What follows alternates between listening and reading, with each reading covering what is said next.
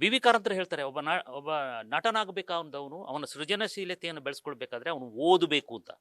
ಇವರು 10ನೇ ಕ್ಲಾಸಿನಲ್ಲಿ ಏನು ಓದ್ತಾನೆ ನನ್ನ ಪ್ರಶ್ನೆ. ಓದು ಅಂತ ಹೇಳೋದು ಅವನಿಗೆ ಇದ್ದಿದ್ರೆ, ಅಥವಾ ಸೋಷಿಯಲ್ ಆದ ಅವೇರ್ನೆಸ್ ಇದ್ದಿದ್ರೆ ಈ ಥರ ಆಗ್ತಾ ಇರಲಿಲ್ಲ. ಹೌದು, ಅವನು ಕೆಟ್ಟದಾಗಿ ಮಾಡಿದ್ದಾನೆ, ಆ ರೇಣುಕಾ ಸ್ವಾಮಿದು ತಪ್ಪು, ಆದರೆ ಅವನನ್ನು ಟ್ರೀಟ್ ಮಾಡೋ ರೀತಿ ಹೇಗೆ ಇರಬೇಕಾಗಿತ್ತು?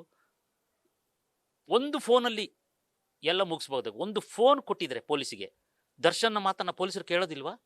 ಇವತ್ತು ಅವನು ಸೆಲೆಬ್ರಿಟಿ ಅಲ್ವಾ? ಅವನ ಎತ್ತಾಕೊಂಡ್ಬಂದು ಚಚ್ಚಿ ಅವನ ಮೇಲೆ ಎಫ್ ಐ ಆರ್ ಮಾಡ್ತಾ ಇರಲಿಲ್ವಾ? ರೇಣುಕಾ ಸ್ವಾಮಿದು ಸೋಷಿಯಲ್ ಮೀಡಿಯಾವನ್ನು ದುರುಪಯೋಗ ಪಡಿಸ್ಕೊಳ್ತೀಯ ಅಂತ.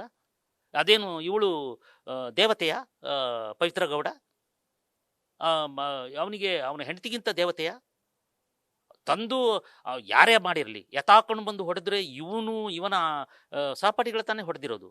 ಮತ್ತೆ ಕೊಲೆ ಮಾಡುವಂಥ ಕೃತ್ಯವನ್ನು ಯಾರು ಸಮರ್ಥನೆ ಮಾಡ್ತಾರೆ?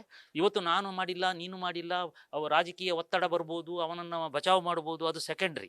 ಆದರೆ ಅವನು ಕೊಲೆ ಪ್ರಕರಣ ಗೊತ್ತಿದೆಯಲ್ಲ, ಅದನ್ನು ಸೀದಾ ಬಂದು ಪೊಲೀಸ್ ಸ್ಟೇಷನ್ಗೆ ಹೇಳಿದರೆ ದೊಡ್ಡವನಾಗ್ತಿದ್ದ. ನೋಡಿ ಸರ್, ನಮ್ಮ ಹುಡುಗರು ಮಾಡಿಬಿಟ್ಟಿದ್ದಾರೆ,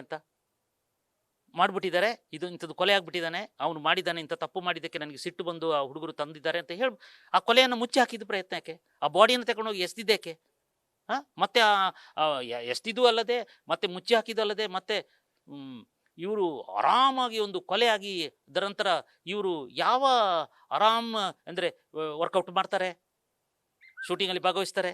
ಹೆಂಗೆ ಒಬ್ಬ ಮನುಷ್ಯನಿಗೆ ಒಂದು ಕೊಲೆ ಅಂತ ಹೇಳೋದು ಅಷ್ಟು ಸುಲಭ ಆಗಿ ಹೋದರೆ, ನಾನೀಗ ಯಾರ್ದೋ ಕೊಲೆ ಮಾಡಿಬಿಟ್ಟೆ, ನನಗೆ ನಿಲ್ಲಕ್ಕಾಗುತ್ತಾ?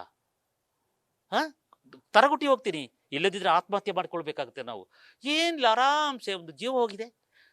ಬದುಕು ಮತ್ತು ಸಿನಿಮಾ ಬೇರೆ ಬೇರೆ. ಆದರೆ ಇವನು ದರ್ಶನ ಅಂತ ತಿಳ್ಕೊಂಡಿದ್ದ, ಅವನು ಸಿನಿಮಾದಲ್ಲೆಲ್ಲ ಹಾಗೆ ತಾನೆ. ಅವನು ಎತ್ತಾಕೊಂಡ್ಬಂಡ್ರು ಅಂದರೆ 4 ಜನ ಎತ್ತಾಕೊಂಡ್ಬರ್ತಾರೆ, ಇವನು ಕಾಲ್ ಮೇಲೆ ಕಾಲು ಹಾಕಿ ಕೂತಿರ್ತಾನೆ, ಸಿಗರೇಟ್ ಎಳಿತಾ ಇರ್ತಾನೆ, ಅವನು ಮುಖಕ್ಕೆ ಹೊಗೆ ಬಿಡ್ತಾನೆ, ಸಿಗರೇಟಲ್ಲಿ ಸುಡ್ತಾನೆ. ಅದು ಸಿನಿಮಾ.